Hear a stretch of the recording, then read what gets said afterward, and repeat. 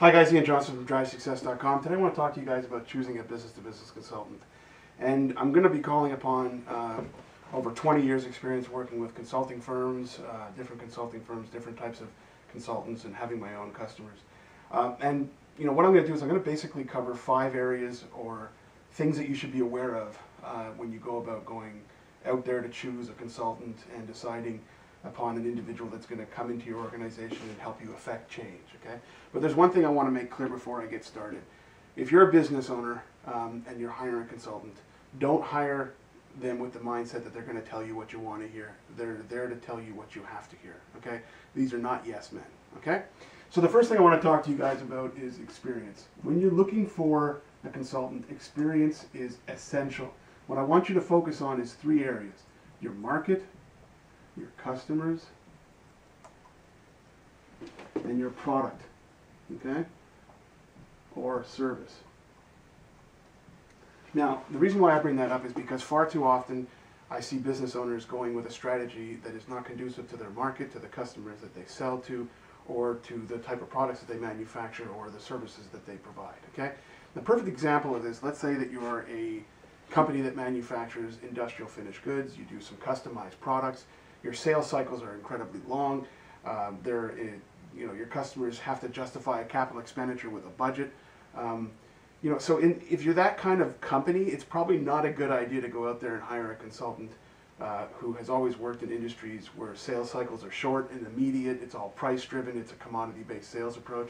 So just understand that when you look at experience, don't just focus on the biggest consulting companies, because there are a lot of individuals out there that have got a lot of great experience. They may not have been consultants for very long, but they can really help you solve problems. So when it comes to experience, don't limit yourself to the biggest companies, and make sure you focus on market, customers, and product relevant experience, okay?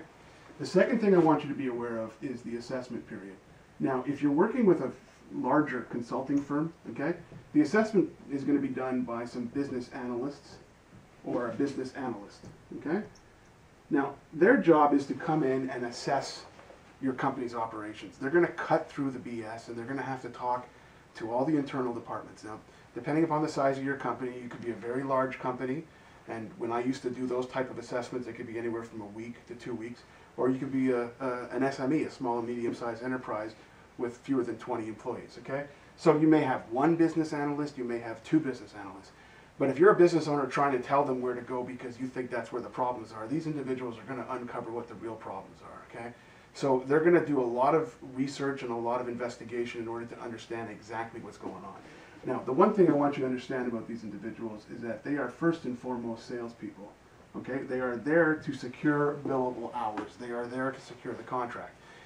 Any business analyst that starts to claim that they're not a salesperson or that they get to pick and choose who they work with, that's going to give you some warning signs. You should be careful of those individuals, because in today's economy, nobody picks and chooses who they work with, especially marketing. As I said, since 2008, the global financial crisis, the market is inundated with consultants, okay?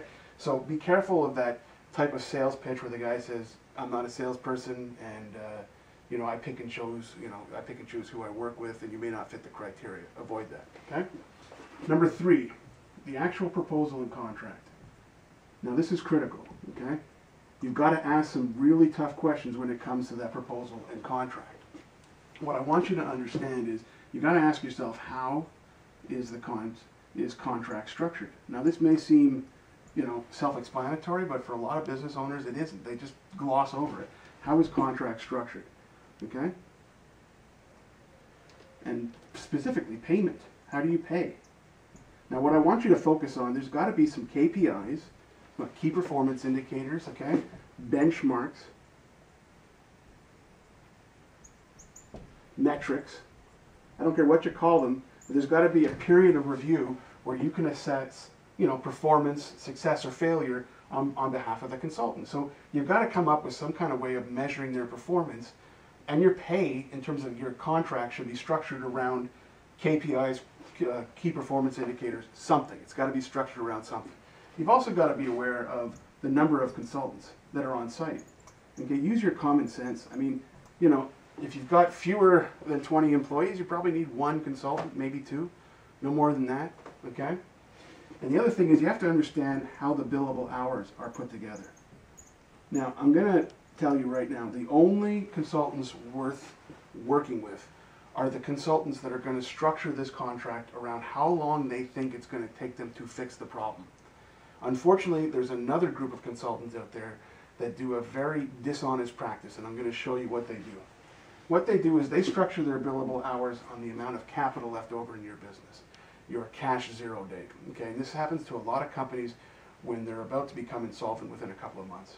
What the consultant will do is, let's say he figures out that you have $80,000 cash on hand left in your company.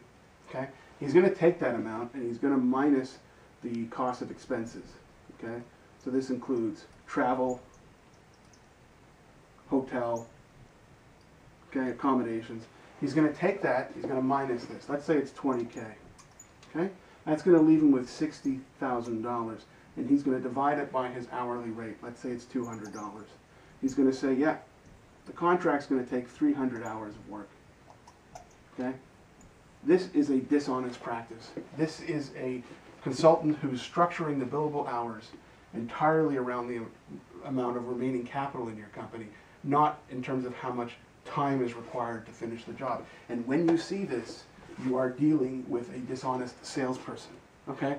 Be careful about this practice because it happens a lot, and a lot of companies that are at the end of their rope fall for this. Okay? Number 4, implementation. The only thing I can say about implementation is be aware that the individual that does the assessment may not be part of the implementation team. In fact, more often than not, they're not. Okay, especially when you're dealing with a large consulting firm. Are you comfortable with that? Okay, are you okay with that? You may develop a great rapport with this guy, and all of a sudden he doesn't show up for the implementation. Finally, issues. The issues that I see most prevalent are these are not yes men. Okay, these are not yes men. They are going to take you out of your comfort zone, especially if you're a business owner. They are going to challenge your people, but they're going to challenge you as well. A lot of times, consultants are kicked off of projects through no fault of their own and have done nothing wrong. They've just the company is not comfortable with the course of action, and it's just not something they want to pursue. A lot of times when the assessment is done, the company won't hire the consultant because they think they can solve the problems on their own. And again, if you could solve the problems on your own, you never would have called in the consultant. So when it comes to working with a consultant, look for experience relative to your market, your customers, and your product and services. Understand the assessment process. These are salespeople. Understand the proposal and contract, and make sure that you've got a clause for 24-hour cancellation if need be. Okay? Understand how payment is done. If there's KPIs, the number of consultants. Make sure you understand billable hours. The implementation team, are you comfortable with it not being the individual that did the assessment? And beware of the issues, because these are not yes men. So that's it. Choosing a business-to-business consultant. Ian Johnson, DriveSuccess.com. Bye-bye.